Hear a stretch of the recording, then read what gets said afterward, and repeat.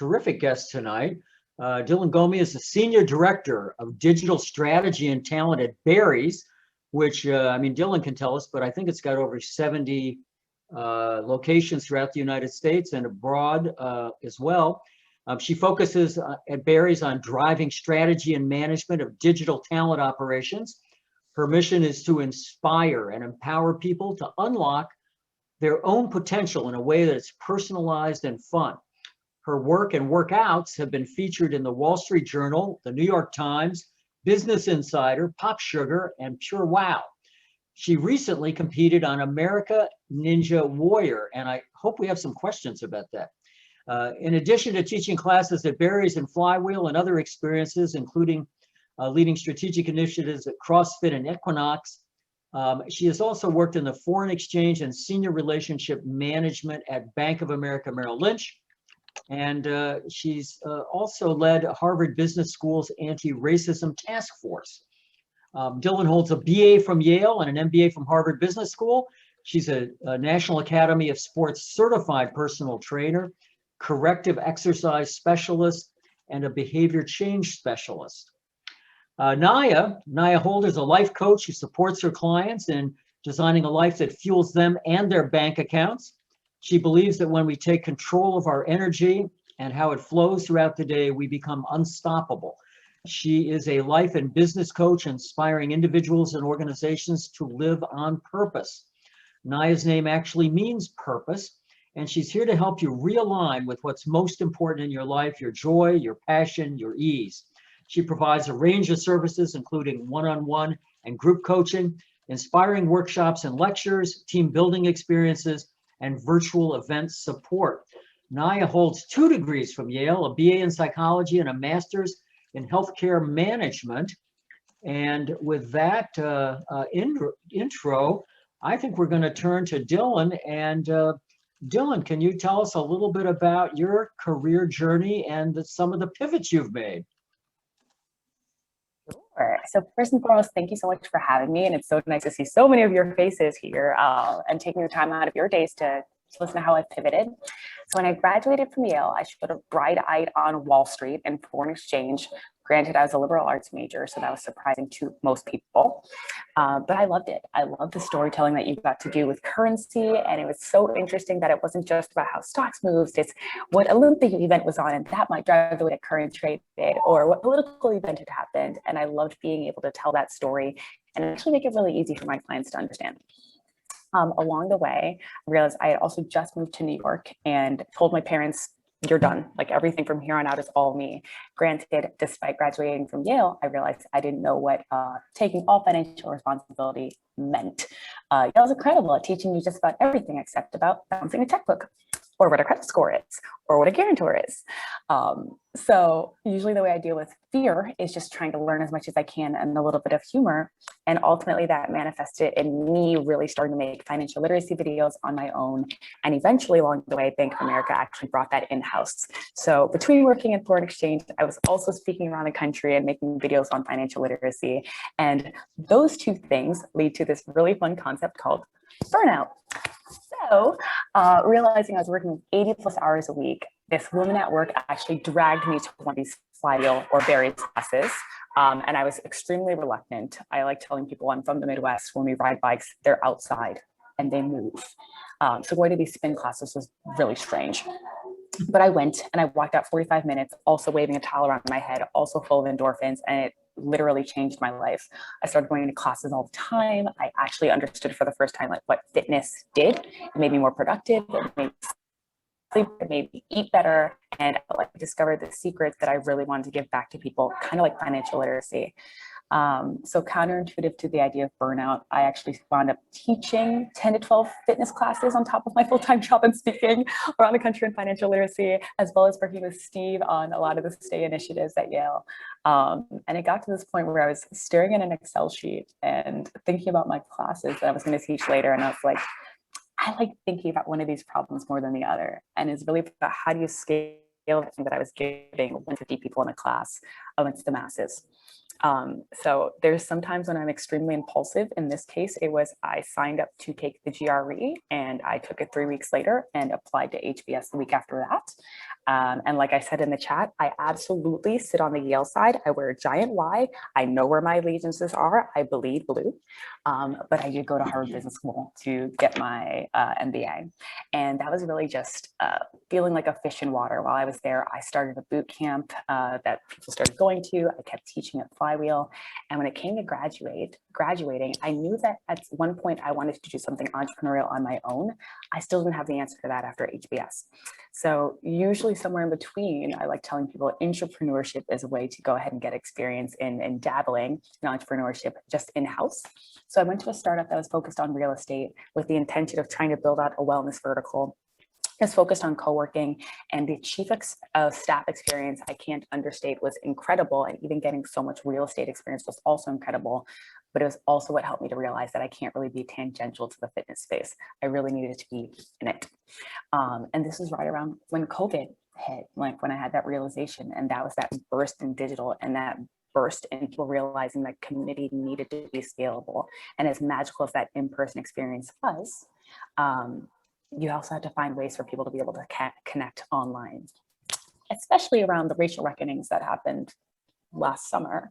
And in tangent with a lot of the projects that I've been working on, that was when I also started working with HBS and helped co-lead its anti-racism task force, helped the school to create its anti-racism plan.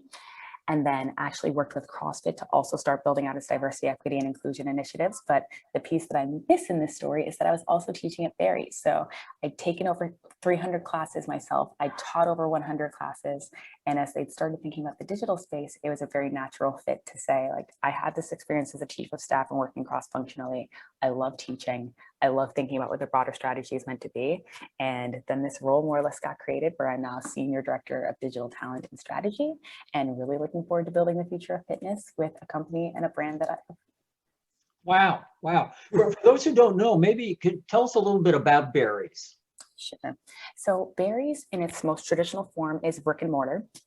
And it's a mix of strength and a cardio workout. So one of the cool things about working out, traditionally, it was very boot camp style, but we very much so focus on making that experience really fun and energizing. And there's a mirror in front of every single class. That way you can face yourself. So you can see yourself getting stronger. And we also have a really cool red light. So that way everybody looks good in it. Like, it's impossible to look bad in a Barry's class. So yeah, and if you've never taken a class before, let me know. I'm more than happy to set you up with how that first time might occur. I think I'm teaching next Wednesday, or if you're in Chicago, I'm actually teaching tomorrow. Or if you're in LA, I'll be teaching there next week. So yeah, it's basically a really fun workout class. Wow. I don't know if you have you ever heard Sebastian Maniscalco's little routine on the fitness thing? Mm-hmm. Very good. Well, anyway, that kind of describes my experience with getting on a bike in one of those classes and looking around and thinking, you know something, I don't think I belong here. Anyway. Oh, Sam, when you take my class, you belong. Okay, well, you know what? That's going to be in my future. It is in your future. Thank you. Terrific. Okay.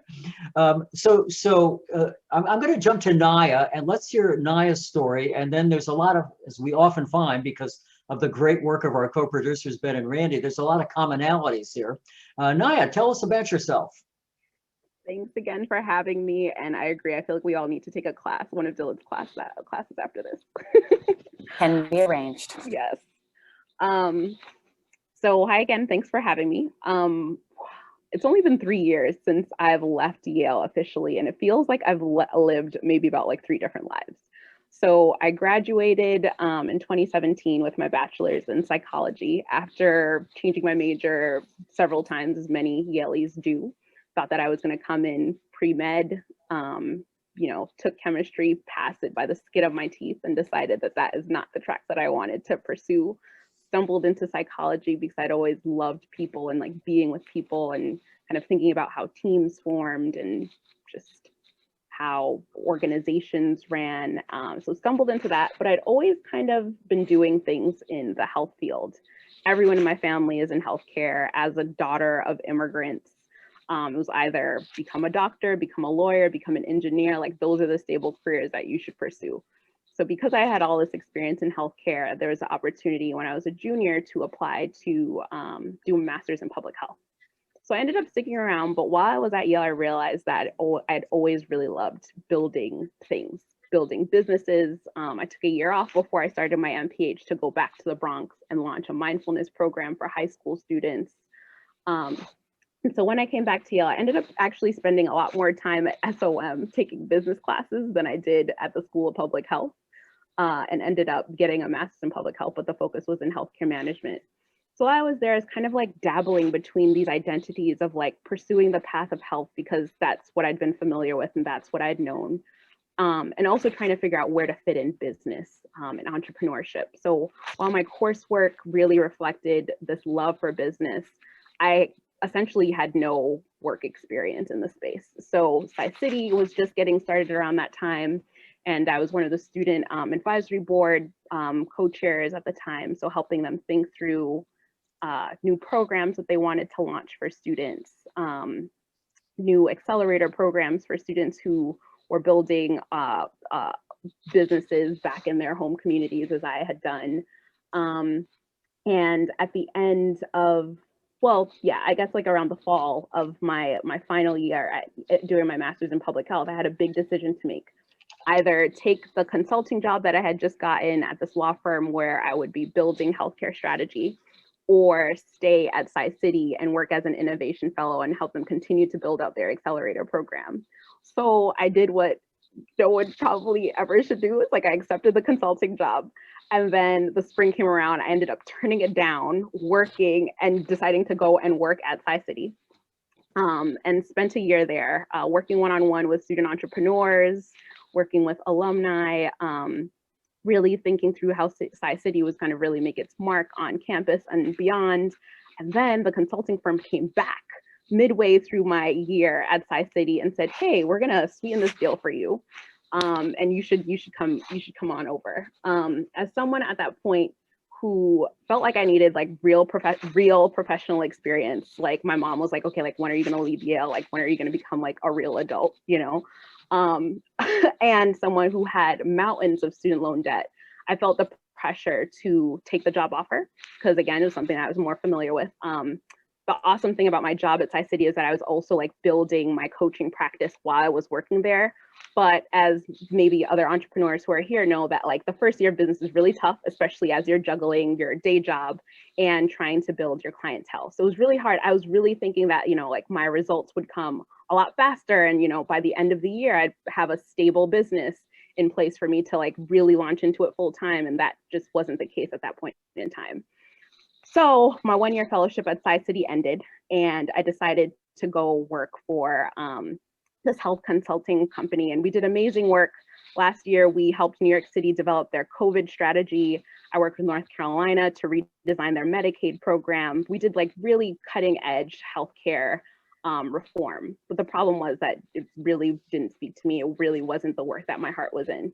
And 2020 hit and a week last spring in April, my dad got COVID, my mom had COVID-like symptoms, and then an uncle passed away all in the span of a week. And the only thing that I was really focused on and worried about was, am I doing enough to like, you know, keep my job? Like, am I doing enough on this New York City project? And was really just like focused on all the wrong things, in my opinion. And so that moment when I had so many relatives sick and ill, I had to take a pause and really think about, you know, how am I building my career in a way that really is true to me and in a way that would allow me to continue to support my family, both financially, but also like be there for them in these hard times. And similar to Dylan, like 2020 was a year of major racial reckoning. And so I ended up doing a lot more work on diversity and inclusion, like at my job, and was kind of frustrated with the lack of progress we were making, quite frankly, and realized that I really needed to think about who it was that I was becoming.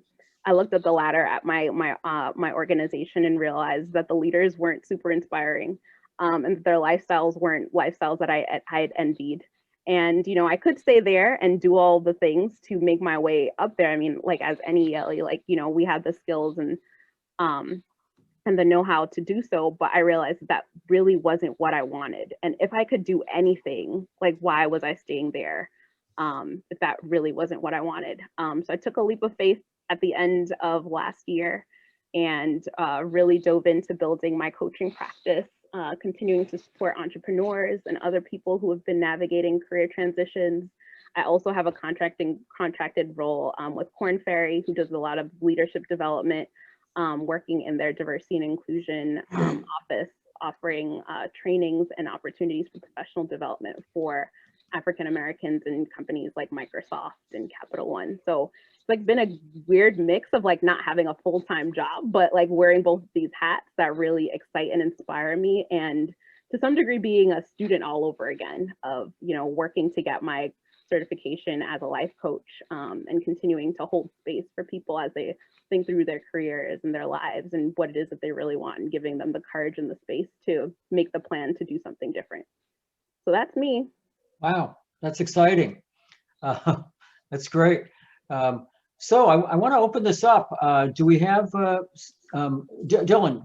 Why don't you unmute yourself? Just keep, you know, so we can connect up with you. How did you feel? I guess I'll start kind of, you know, with Dylan. I mean, in terms of your, as you look back at your pivots just so far, it seems like a big motivating the theme here is, you know, fitness. Is that correct about that? Yeah, and you know, I realize it can sound like such a frou-frou fake thing to say, like fitness changed my life, but it literally did change my life. And the interesting thing is, like, I grew up playing sports. I ran track. I was a figure skater, which is really funny when you're Nigerian and your parents find it very confusing, but I was a figure skater. And the fitness that I did wasn't for myself. It was in service of a sport, and it was never anything that I was doing for myself.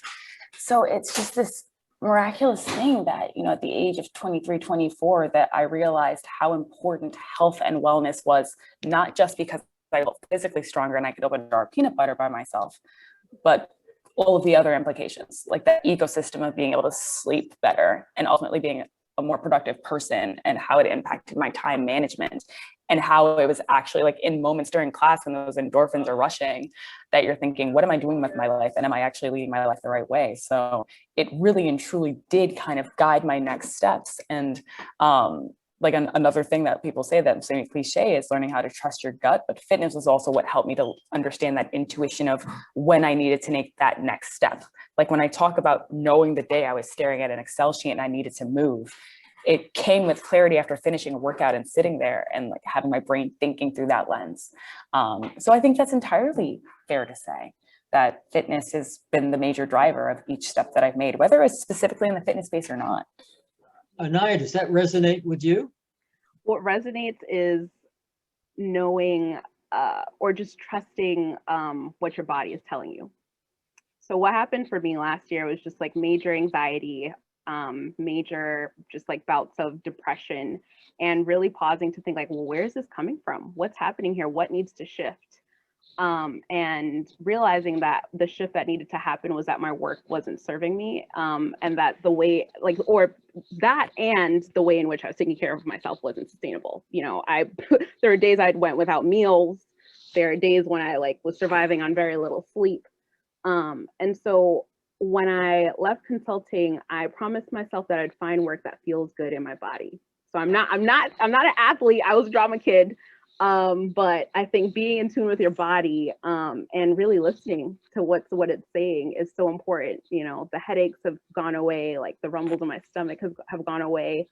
And sometimes, and you know, that information is so important for us to be mindful of. You know, you've talked, you know, about the role COVID played personally in your family. And, you know, all of us have been living through this just awful 100-year pandemic. You know, one of the things I was talking with a number of my friends the other day, we're all, you know, right around 70. And all of us, you know, we were commenting that one of the things we so miss is we all happen to basically go to the gym every single day. Yeah. And I actually, you know, had muscles at one time. And, you know, it's just so sad. I think it's been depressing for all of us to how quickly do you lose it, Dylan? In about what, 6 weeks or something, it seems to go. I never thought I'd be walking around with these, kind of flabby triceps or whatever's left of them. And, it's been a year plus, and I know this is minor compared to what serious things people have had to deal with, but I can tell you how much I miss this. And it was part of the goal of our little renovation of the basement in our new home. We now have a treadmill, an exercise bike, a weight cart. It took 4 months to get a dumbbell in here because of the supply chain, whatever. So are you seeing it in your clients, the kind of the difficulty in visiting a gym, especially for well, anybody but older people? Are you seeing that contribute to kind of anxiety and depression?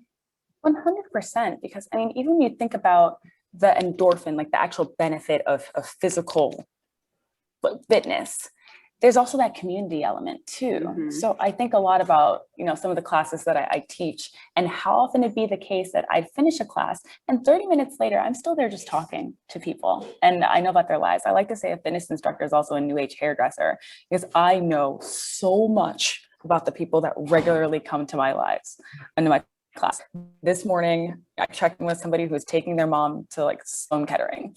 Like they all know when it's my birthday. I know when their birthdays are. It's a very intense relationship.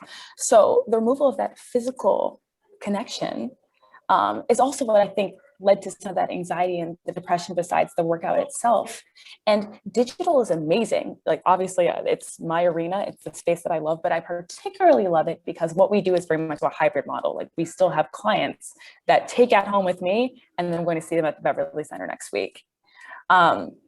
So, and I think the reason why both are so important is because we also know, I don't know if you've seen The Social Dilemma, we also know the downsides of only engaging via a screen or only engaging via social media.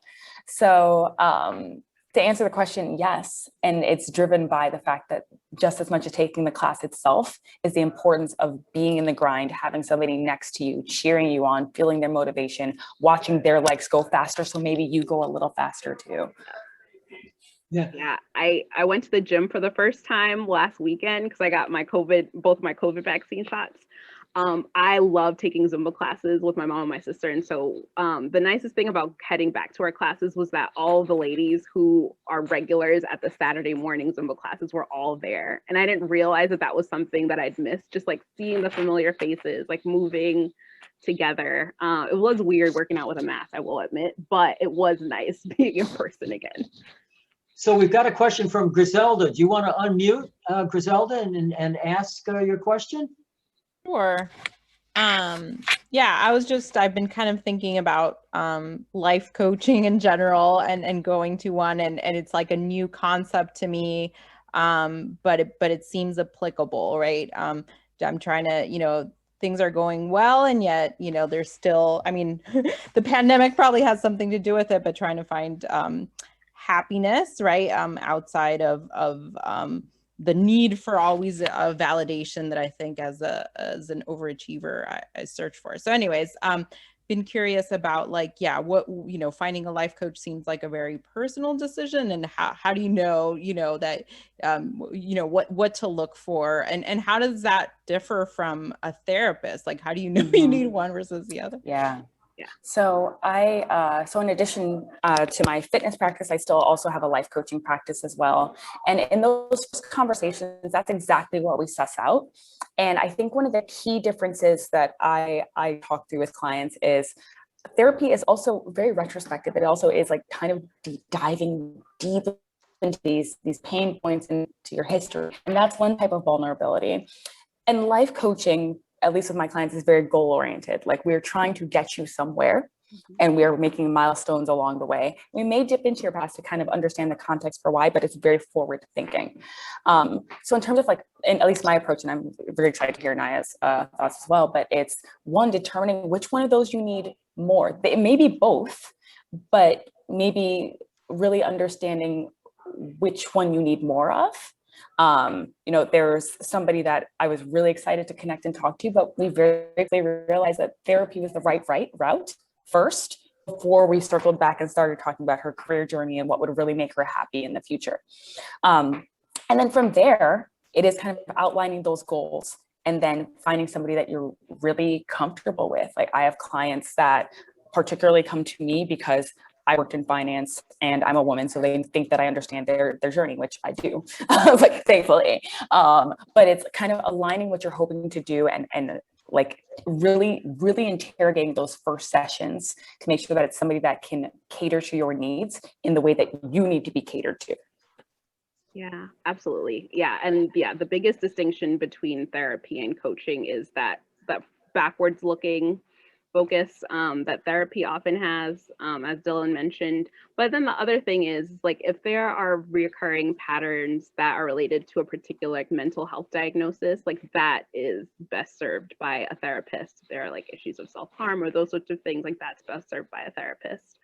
And the focus of coaching is really working in partnership with someone to make that future goals or reality possible for you.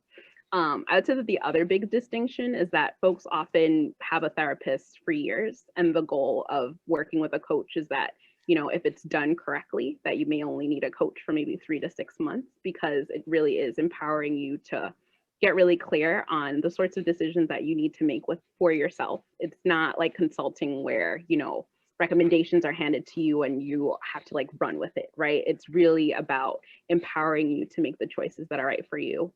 And in that space and time, really getting clear on what are the fears that have been holding you back? What have been the survival mechanisms that have been in place that have been holding you back, so that you can identify it and become aware of it, and ultimately have the autonomy to deal with it for yourself. So, and the thing about coaching is that it's a really young industry. It's highly unregulated, right? There are a ton of people who are coaches, but I think it's important to look for folks who are certified, because the practice itself is in holding that space and that partnership in a very particular way. So coaching is based on this, the study of ontology. And ontology is the study of like how we are as people, how we interact. And it's different from psychology in that the way that we kind of show up for different experiences in our lives, whether that is a new job opportunity, whether that is a new relationship, like what are our go-to ways of being? And certified coaches really help to navigate people in figuring that out. And then in terms of selecting a coach, yeah, again, like look for the certification. ICF is like the biggest certification organization in the country. And then the other thing that I'd say, and I agree with Dylan, is just looking for someone that you click with, that you feel comfortable talking to. And then the third thing is ultimately finding someone whose values align with yours. For me, I look for coaches whose lifestyle that I admire. I have a therapist and a coach. I think it's important for your coach to also have a coach, because they have things that they're kind of working through too.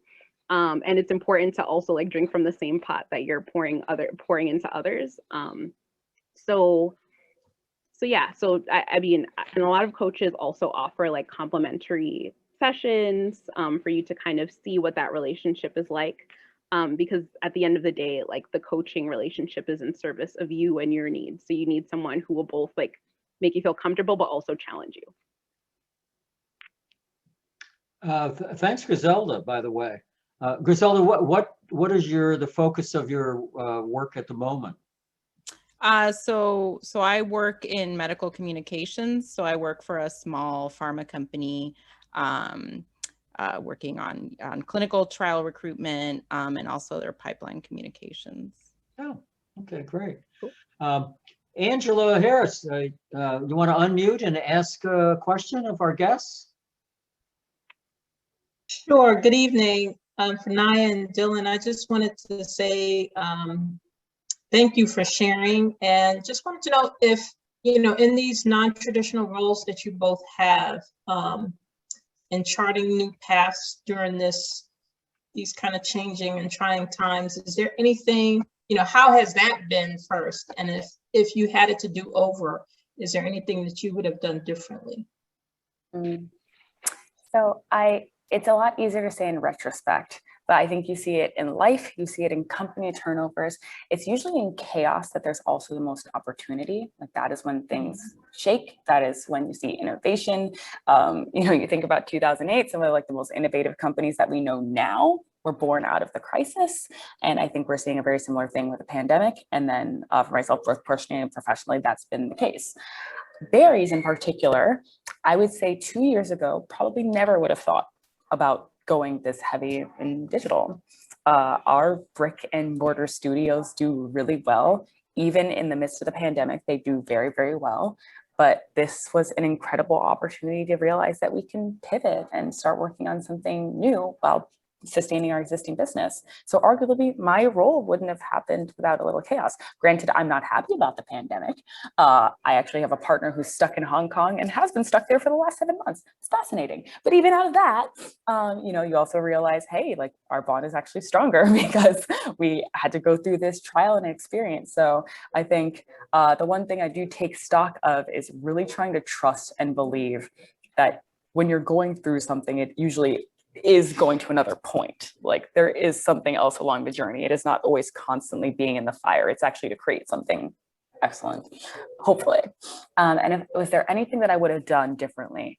Quite frankly, it's really that, just trying to trust that process even more. And I will say it's probably a standard wellness thing, but I do it because it works. But journaling has been the fastest way to make that a practice and make that something that I really remember along the way, where it's like, okay, this moment, for lack of a better word, sucks, but there's a reason. And whenever the time frame is in the future, I'm going to look back on it and realize that this is why this was useful. Yeah, Angela, it's so good to see you. Hi. Great to see you. Hi. Okay, so your first question was just like what, remind me of your first question, sorry. Just how has it been in these non-traditional roles during these trying and changing times? And if there was something, if you had to do a chance to do it over again, is there anything you would have done differently? Yeah, non-traditional roles. I mean, honestly, a lot of people are looking for coaches right now. A lot of people are trying to figure it out. 2020, really shook up a lot in people's lives. If anything, like that's been a great opportunity. A lot of companies are also looking for support with diversity, equity, and inclusion. So if anything, I've pivoted into paths that are just like really needed. So it doesn't feel as like, it hasn't felt as destabilizing as I thought it was going to be, of kind of stepping away from a full-time role, if that answers your question. And then would I have done it differently? I don't think I would be here had it not been for 2020. I was very comfortable just kind of like climbing the ladder, doing the thing. And I think Dylan's right, like there are points in your life where significant life events happen that force you to really pause and reflect on where your life is going, what it is that you really want, and how committed you are to creating something different. And if anything, 2020 forced me to not only like think about my career, but the sort of lifestyle that I wanted. Not just the work, but how do I want to wake up feeling in the morning? Like, who do I want to be spending my time with? How can I, sustain myself financially in doing all of that? So that's been the major shift. Like I couldn't have done it without the madness. Claire, you've got a question. You want to unmute and, oh, I'm Thank sorry. you. Excuse me, Angela. Do you want to follow up? No, that was good. Okay. Claire, do you have a question for our guests? Hi, yeah. I just wanted to ask on the topic of like life coaches helping people with careers. I feel like so many careers in different fields are so different, like fields are different, right? How do career coaches or life coaches that don't necessarily have specialized experience in that field help people navigate career choices and goals? If anything, I honestly think it's better to talk to someone who is not in the career of choice. Like what the coach is actually helping you with is navigating the process and getting clear on what you want. It's not about, well, do I know this organization or, this person in your network? It's about how can you, it's more about like, what are your intentions behind this process? Like, what are the things that are most important for you in this journey, and really helping you stand firm in what you want and getting to what you want, and building a strategy around that journey. And I'm going to pull it out of the coaching ethos here for just a second to kind of underscore your point, which is, I remember when I was thinking about going to business school to transition into fitness, and I wound up consulting somebody that I considered to be like a coach and a mentor about my next steps and telling them what I was interested in. And when I was like, I really want to do something in the fitness space that really helps people and like helps the consumer and so on and so forth. And her answer was like, have you ever thought about consumer banking? I say that example because sometimes it really takes an outside perspective that is thinking outside of their realm to help you problem solve in a way that you yourself aren't thinking of. Her intentions were excellent, but she only knew what she knew. So kind of bringing it back to coaching, a lot of the core things that people are going through are the same, whatever the industry is, whatever the transition is that you're trying to make. They're fairly similar blocks. You want to make a move. You want to have a goal, you want to create a plan, and it doesn't need to be in the same industry. The context can help, it can only help, but the guiding principles are usually the same, and perspective is just helpful. Different perspective, especially. Yeah, and David, thanks for plugging into the chat this values-based approach. I love that. When I was also going through my transition, I worked with a coach, and getting clear on our values is not something that we're taught to do when we evaluate like a particular job opportunity, right? Do we ever get clear on what's important in our lives and, you know, how we're living up to our values on a day-to-day basis? Not at all. And so I love that your coach provided you with that opportunity. And I encourage everyone here on this call today to, if you haven't, take a minute to think about what are your top 10 values and how are you living them on a daily basis? Like that will give you so much clarity as you just kind of move through the rest of your life. Can I push that even further? I would say top 3, because one of my favorite things to say is if you have more than 3 priorities, you arguably have none. And it's okay to have that whole list, but you really need to know what is most important to help you make that next move. And like, I do want to clarify that last point. I think a lot of people, when they think about making the next move, they think it has to be something big and something drastic, when really it's just a step, and incremental steps actually gets you to the much larger move when you take retrospect and take stock of like where you got and where you started. Joyce, you've got a question for our guests. You want to unmute? Sure. I hope you can hear me because my signal's kind of bad. Awesome. First of all, thanks for sharing your stories. It's really great to hear them. And yeah, I'm just wondering like how, you know, when you first had this idea in your head that you wanted to take this path, like how did you actually turn it from idea into reality? Like, do you have any advice on that? And one of the reasons I ask as well is because, you know, coaching has been really important in my life, and I kind of like can vouch for coaching all day. Like it just really helped me find a lot of alignment and freedom in my life. And it's something that I've been thinking about pursuing potentially as well. So just wondering if you have any advice for folks who are thinking about it.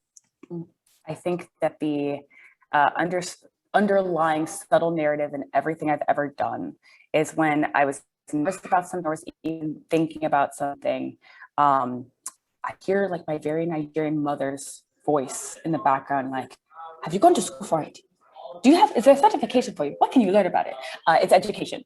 I educate myself as much as possible about what in particular it is that I'm even thinking about doing, because the answer could be, I don't want to do it.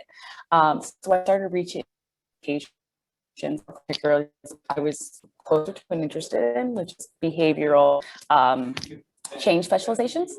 And the more I read about it, I was like, okay, this is something I want to learn. And then it translated to like, how am I doing this with people? For me, it was also fairly organic because by that point, I was already a coach. I was already a fitness coach, but then I realized I wanted to take it beyond fitness. So both with like learning everything I had about the certification and already feeling like I had this natural kind of way with from the fitness space, that's how I found my way. Yeah, I always okay. Oh, sorry. Can you all hear me? Yeah. Yes. Mm-hmm. Okay. I got my energy from people. And when I got the idea, I stumbled across another alum who had just gotten his certification as a coach So I reached out and I was just like, like, what has your life been? What has the journey been to building your business? And then he asked me a question that got me really upset, but was the question that made me realize that I needed to step my game up. He's like, how committed are you to being a coach? And I was like, what? Are you trying to question me and my willingness to like do this work? Like, how dare you question me in that way? And I realized,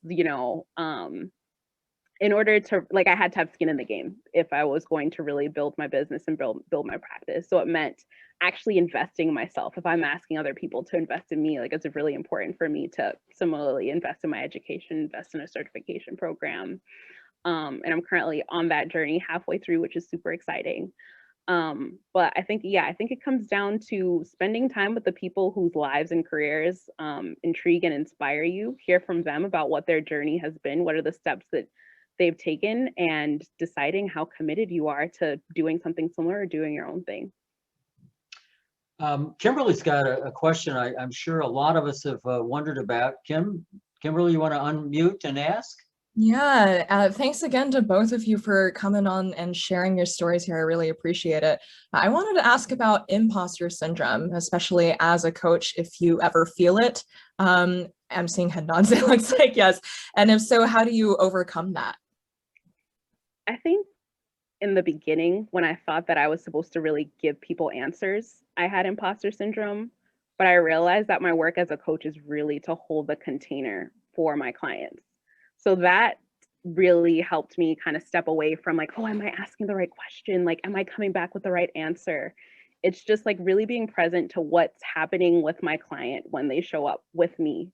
And really standing in the space for them to get clarity in the way that just feels natural in the moment. Like coaching really comes down to trusting your instincts and your intuition rather than kind of, I don't know, some other like kind of formulaic approach like that. So that helped me do away with my imposter syndrome, which is a very different way from like approaching like other careers that I've had in the past where I've experienced like major imposter syndrome because there is like a right and a wrong way to do things. So that's been my experience, which has been really liberating for me to really be present with my clients rather than kind of, trying to show that I'm, I don't know, something more than what they actually need in the moment.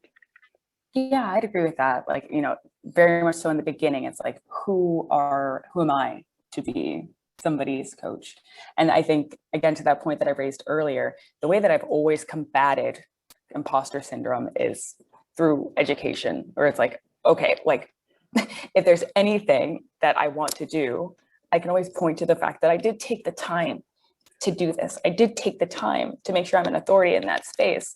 So that was one tool that I had where it's just like, wait, who am I to do this? Oh, I'm the person that actually went and got certification and did take the time to get experience to help people. And I also think that it is important to pause and make sure that like I don't have any hubris and assume that I know what is right for everyone. The other way I combat it is I make sure that I'm doing my research on that person as well, right? Like I make sure that I can. And there's times like even similar to that point about coaching versus therapy, where I step back and I do want to make sure, am I the right person to be taking this on? And that's actually a little less of imposter syndrome. It's purely evaluation. And that's where I think the key difference is, where it's evaluation versus imposter syndrome, and like creating those strategic tools for myself to just make that analysis of, is this right? I'm sorry, Dylan. Oh, go ahead. Go ahead. We can tag that, team. like, we can do this together. Let's do it. Okay. I was just going to say that the other thing about the life coaching industry is that you often see that, people who have retired end up becoming like life coaches, like after they've had their career after, 40, 50 years. So at first I definitely felt like, careful there. oh, sorry. I mean, it's just like, one of those things. It's just like, okay, I've had my awesome career. I want to give back in this way. Right. And like, I think often like advising and life coaching get convoluted. And I think for me, after seeing like a lot of life coaches who were way older than me too, was like something that I thought like, well, should I be jumping into this now? Like, should I have my career and health first? Like do it, even though I'm not like into it, like to have skin in the game, right? Like to have those credentials and then become a coach. And, the reality of 2020 was like, the calling was just very clear and I had to answer. And it was just like, this is not it, sis, like do your coaching thing. And I love the fact that you used the word calling. Like, quite frankly, like when Sam read my intro, I really do believe that that is my calling. Like, my favorite thing on this planet to do is to inspire people, to help people feel awesome, to make people feel energized about their own lives. And I don't think that you have to wait until later to do that. Like, you find a way to facilitate that joy now. And I hate to keep bringing COVID into the conversation, since it's every aspect of our lives. But throughout the years, the preciousness of life and the fact that tomorrow isn't guaranteed is always the motivation for me to do whatever it is I'm thinking now, because I won't have the arrogance to assume that I have tomorrow or the next day. Like, what can I be doing right now to be changing people's lives and be fulfilling what I feel is my mission? We've got Rob Greenlee is with us tonight. Rob, do you want to unmute? And I know you didn't have a specific question, but I know you have a lot of background in this area. Well, I just want to say I'm so impressed and so appreciative with these recent alums and what they have done. I'm SOM class of '83. I'm a member of the International Coaching Federation. I'm a coach, but I'm an executive coach. So my focus is on managers and leaders in business and industry. But resonate with so much of Naya and Dylan, what you said, and really appreciate your sharing. So just welcome this conversation. Yay, it's always inspiring to see other coaches out in the field. So I think, again, like, it's one of those industries that I think doesn't always get a good rep. I think there's a lot of there's a lot of people like in the field and kind of mixing and mingling, and you hear experiences of like great interactions with coaches, not so great interactions with coaches, but it's always inspiring to see folks who are still doing it. It's nice. I make the analogy sometimes with physicians that you go to the doctor, and some doctors are better than others, and so I think so much of success is the chemistry that you have. Now, you talked about creating the space, holding the space, and so the best coaching, I think, is co-created by coach and client. And so if there's chemistry, it really works. If there's not chemistry, that's not the right match. And people could blame the coach where it really just not a good match. Yeah. So both of you have been involved in varying respects with diversity, equity, and inclusion. It's certainly been a, well, I don't know, traumatic year in that sense as well. I'm really curious kind of what you're finding in your diversity, equity, inclusion work. How is this year impacting people and what's transpired? Naya? What's interesting is that my work at Korn Ferry is very similar to the work that I'm doing as a coach. There's this program that I lead called The Power of Choice, and it's all about life by design and not by default. And you would think that that wouldn't be like a standard diversity, equity, inclusion, topic, but this program is particularly for African Americans who are working in Fortune 100 companies, and really allowing them to have the space to really think about what it is that they need in their careers, in their lives. And these companies have hired us to support these professionals with their development, with their leadership development. And what's interesting is that, some folks end up staying in their jobs, some folks end up leaving. But the fact that organizations are putting up money to create this space for reflection and introspection is really important. Now, on the flip side, there are programs that I lead with Korn Ferry that really dig into really important conversations about, how we're responding to news headlines, how we're responding to everything that's been going on in the past year after George Floyd's murder. There's been a huge uptick in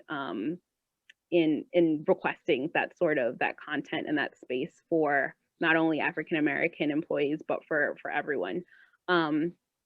So it's been tough. And honestly, I've had to balance doing that work where we're kind of talking about really big topics that impact people in very different ways, and really holding space to care for myself, with also holding this very important development space for African American employees in these companies. So it's a lot.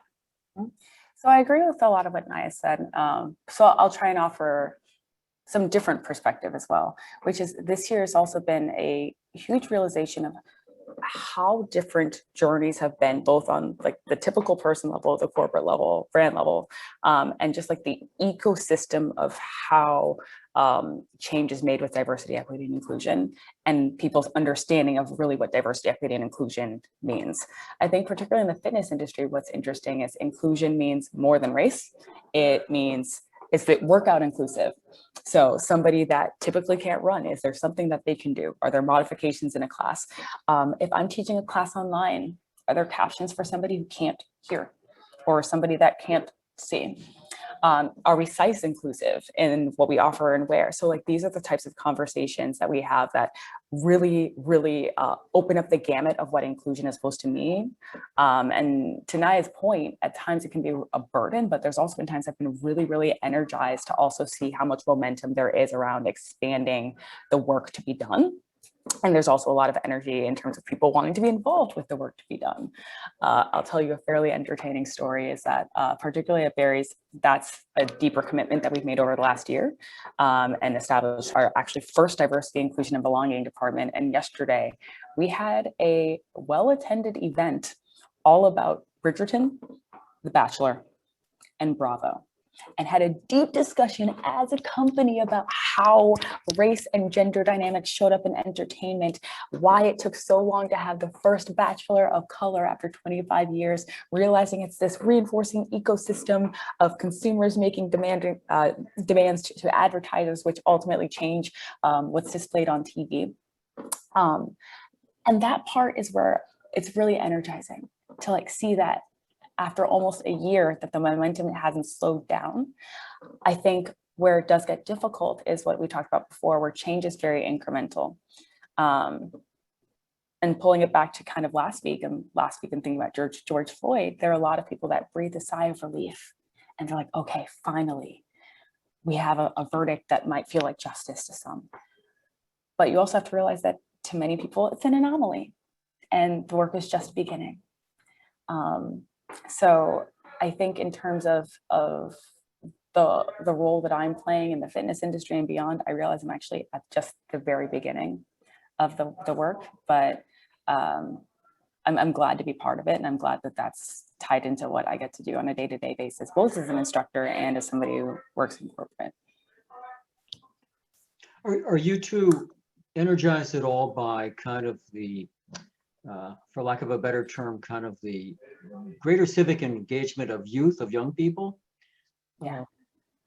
Yeah. So some of the work that I've actually started doing is with an organization called Girls Inc.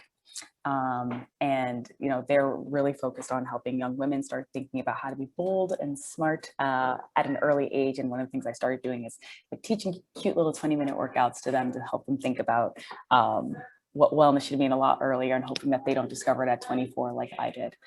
What's also interesting is in these conversations, you hear them talking about what they should be doing in their communities. Like it made me realize how much farther back we actually need to go in that pipeline in terms of making sure that young people grow up knowing about the importance of diversity, equity, and inclusion, that they have a role to play as well in creating an inclusive culture.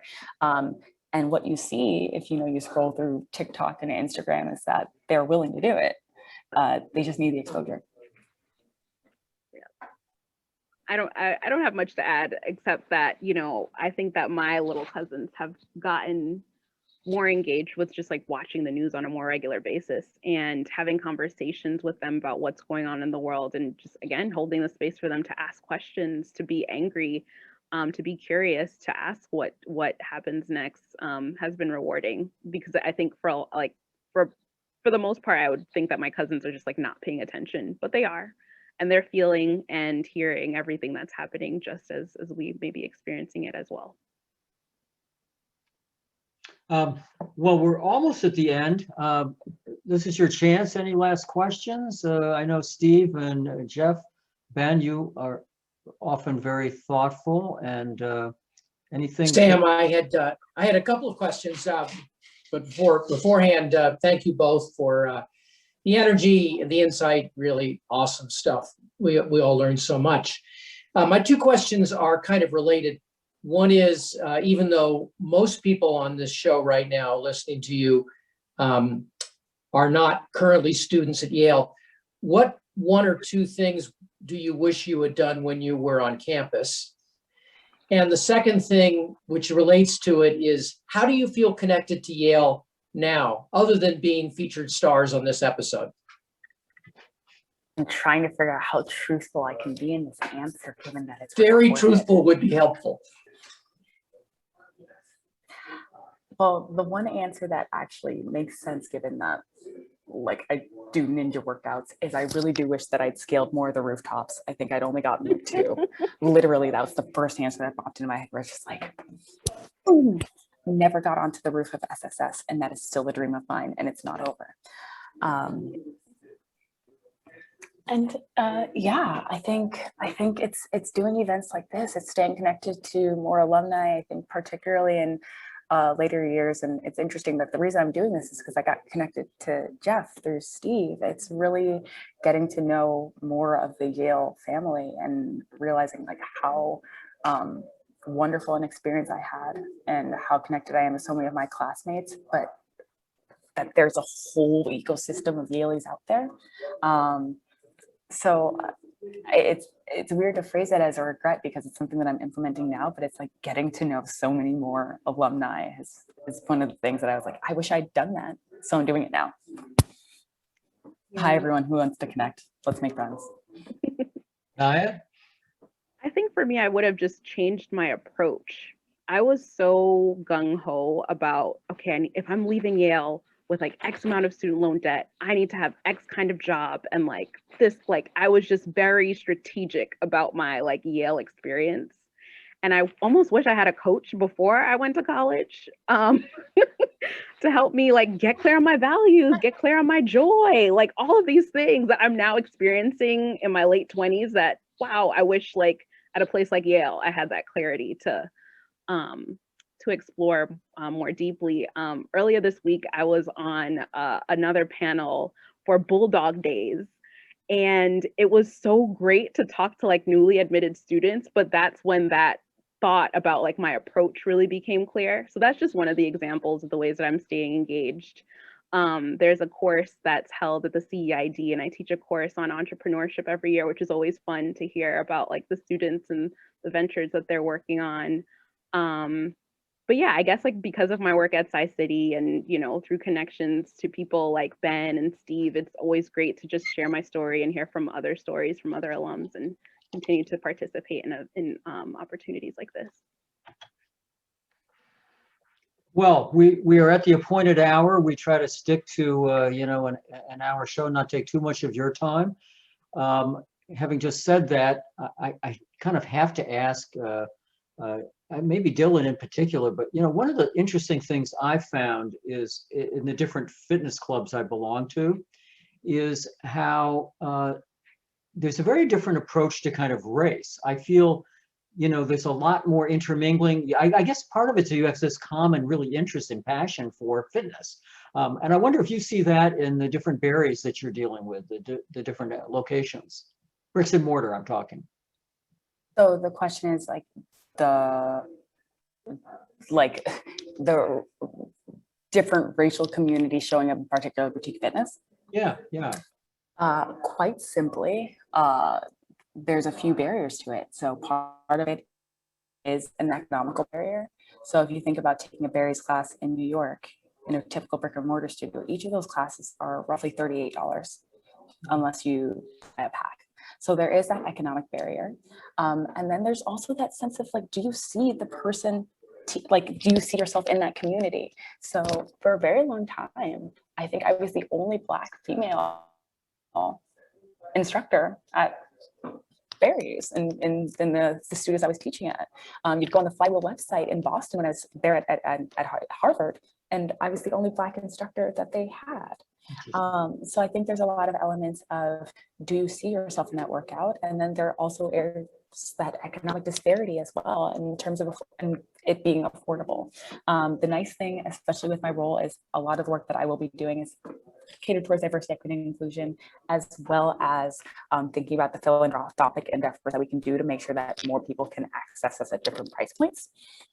But I love that you asked that question, because it's also part of my mission, which is like, how do you provide access to wellness? Because I think it's right up there with life, liberty, and pursuit of happiness. Well, thank you. Thank you both so much for, sharing with us your stories, being with us. And we look forward to future editions of Must See Yale. And as Ben said, the May 27th, we'll be back with end of the season for us, kind of a session on retirement. Again, Naya, Dylan, thanks so much. Thanks for all the great questions. We'll be here next week, next Thursday, 8 o'clock. See everybody then. Yes, and take care of yourselves and each other. We all need to do that. Compassion is important. Good night. Thank you both so much. Thanks, everyone.